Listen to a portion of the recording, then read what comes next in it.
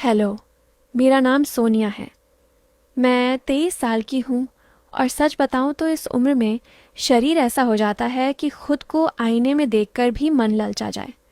मेरी कमर पतली है, कूल्हे थोड़े भरे भरे, और चलते वक्त वो लय ऐसी आती है कि लोग पीछे मुड़कर देखते हैं।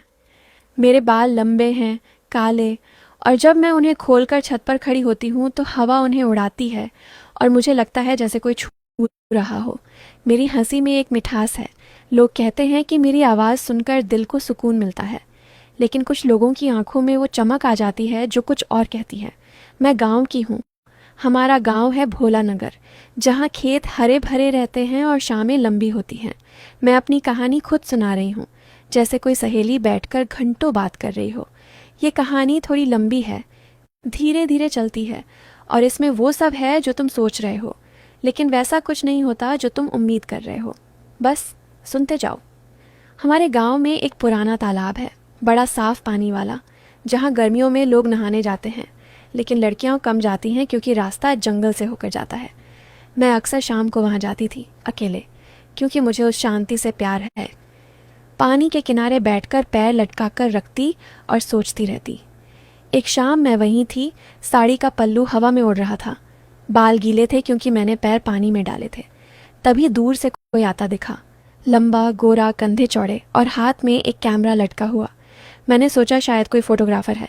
वो पास आया और बोला, बहन जी, ये तालाब कितना सुंदर है, क्या मैं कुछ फ़ोटो ले सकता हूँ? मैंने ऊपर देखा, उसकी नज़र मेरे चेहरे पर थी, लेकिन थोड़ी देर के लिए नीचे भी गई। मैं मुस्कुराई और बोली, ले लीजिए, लेकिन सावधानी से, पानी गहरा है, कैमरा गिर गया तो निकालना मुश्किल होगा। वो हंसा। चिंता मत करो, मैं चीज़ों को अच्छे से पकड़ता हूँ। उसका नाम था विक्रम। वो शहर से आया था, कहता था कि वो वाइल्ड लाइफ फोटोग्राफी करता है और हमारे इलाके में तो कुछ दुर्लभ पक्षी देखने आए हैं, लेकिन उसकी नज़रें पक्षियों से ज़्यादा मेरी तरफ रहती थीं। वो रोज़ शाम को तालाब पर आता और मैं भी होती। हम बातें करने लगे। वो फ़ोटो लेता रहता, कभी पेड़ों की, कभी पानी की लहरों की, और कभी कहता, सोनिया, तुम इस तालाब के साथ कितनी अच्छी लगती हो, जैसे तुम्हारा ही हिस्सा हो। मैं हंसती। हिस्सा तो सबका है, लेकिन ज़्यादा गहराई में जाना खतरनाक होता है। वो करीब आकर बैठता, बोला, गहराई ही तो मज़ा देती है, ऊपरी सतह पर क्या रखा है? मैं कुछ नहीं कहती, बस मुस्कुरा देती। धीरे धीरे हमारी बातें लंबी होने लगीं। वो मुझे अपने कैमरे में फ़ोटो दिखाता, कहता, देखो ये सूर्यास्त कितना सुंदर है, लाल लाल, जैसे कोई गर्म हो रहा हो। मैं देखती और कहती, हाँ, लेकिन ज़्यादा देर देखोगे तो आंखें जल जाएंगी। वो हंसता और कहता, जलने में भी एक अलग मज़ा है ना। मैं विषय बदल देती। एक शाम वो बोला, सोनिया, तुम्हारे बाल कितने अच्छे हैं, क्या मैं एक फ़ोटो ले सकता हूँ? मैंने हामी भर दी, लेकिन वो कैमरा उठाकर मेरे पास आया, बालों को हाथ से थोड़ा सुलझाया और बोला, ऐसे और सुंदर लगेंगे। उसके हाथ मेरे बालों में थे।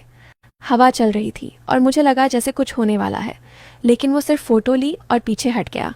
घर लौटकर मैं सोचती, ये लड़का क्या चाहता है, लेकिन अगली शाम फिर वहीं मिलना।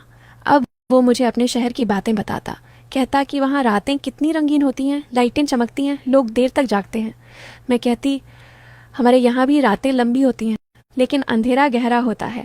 वो बोला, अंधेरे में ही तो असली मज़ा है, जब कुछ दिखता नहीं तो छूकर महसूस करना पड़ता है। मैं चुप हो जाती। एक दिन वो तालाब के पास एक छोटी सी नाव लेकर आया, बोला, चलो बीच तालाब तक चलते हैं, वहाँ से फ़ोटो अच्छी आएगी। मैं डर गई थोड़ी, लेकिन चली गई। नाव पर हम बैठे। वो चप्पू मार रहा था और पानी की लहरें नाव को हिला रही थीं। मैंने साड़ी अच्छे से संभाली क्योंकि हवा तेज़ थी। वो बोला, डरो मत, मैं संभाल लूँगा। नाव बीच में रुकी, चारों तरफ पानी, और वो कैमरा निकालकर फ़ोटो लेने लगा। तभी एक तेज़ लहर आई, नाव हिली और मैं उसकी तरफ झुक गई। उसने मुझे हाथ से पकड़ा, बोला, संभल जाओ, गिर जाओगी। उसका हाथ मेरी कमर पर था। गर्मी सी महसूस हुई, लेकिन मैंने खुद को संभाला और बोली, बस अब वापस चलो। वो मुस्कुराया, जल्दी क्या है, थोड़ा और मज़ा लें। उसके बाद हमारी मुलाकातें और करीब होने लगीं। वो कभी मेरे घर के पास आता, माँ से मिलता, कहता कि सोनिया मुझे गांव घुमा रही है। माँ खुश होती लेकिन मुझे चेताती, शहर वाले चालाक होते हैं, दूर रहना। लेकिन मैं जाती रही। एक शाम तालाब पर बारिश शुरू हो गई, हल्की हल्की। हम एक पेड़ के नीचे खड़े हो गए। मेरी साड़ी गीली हो रही थी, चिपक रही थी शरीर से। वो मेरी तरफ देख रहा था, बोला, सोनिया तुम गीली लग रही हो, कितनी सुंदर। मैंने शर्माते हुए कहा, चलो घर चलते हैं। लेकिन वो बोला, थोड़ी देर और रुकें, बारिश का मज़ा लें। पानी की बूंदें मेरे चेहरे पर गिर रही थीं और वो एक बूंद को मेरे गाल से पोंछने को हाथ बढ़ाया, लेकिन मैं पीछे हट गई। बारिश रुकने तक हम वहीं खड़े रहे, बातें करते रहे, लेकिन बस बातें। फिर दिन बीतते गए। वो मुझे अपने कैमरे की ओर फ़ोटो दिखाता, कभी कभी कहता, ये फ़ोटो में तुम कितनी सुंदर लग रही हो। मैं डांटती, ऐसी बात मत करो, लेकिन वो हंसता। एक दिन वो बोला, सोनिया मैं तुम्हारे साथ एक जगह चलना चाहता हूँ।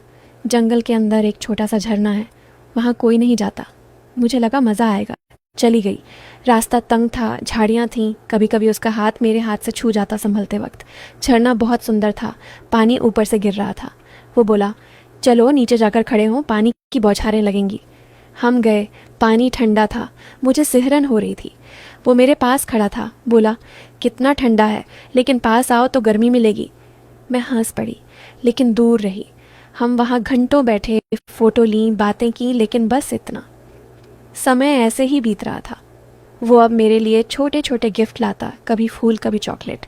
कहता, ये तुम्हारे होठों जितनी मीठी है। मैं ले लेती, लेकिन कहती, मिठाई ज़्यादा खाओगे तो नुकसान होता है। एक शाम वो बहुत सीरियस होकर बोला, सोनिया मुझे तुमसे कुछ कहना है। मेरा दिल ज़ोरों से धड़कने लगा अब वो बात कहेगा जो मैं सोच रही हूँ। हम तालाब के किनारे बैठे थे, चाँद निकला हुआ था, पानी में चांदनी चमक रही थी। वो मेरे पास सरका, बोला, तुम्हारे साथ ये दिन कितने अच्छे बीते, लेकिन अब मुझे जाना है। मैं चौंकी, कहाँ? वो बोला, शहर वापस, मेरा प्रोजेक्ट ख़त्म हो गया। लेकिन उससे पहले एक सच बताना है।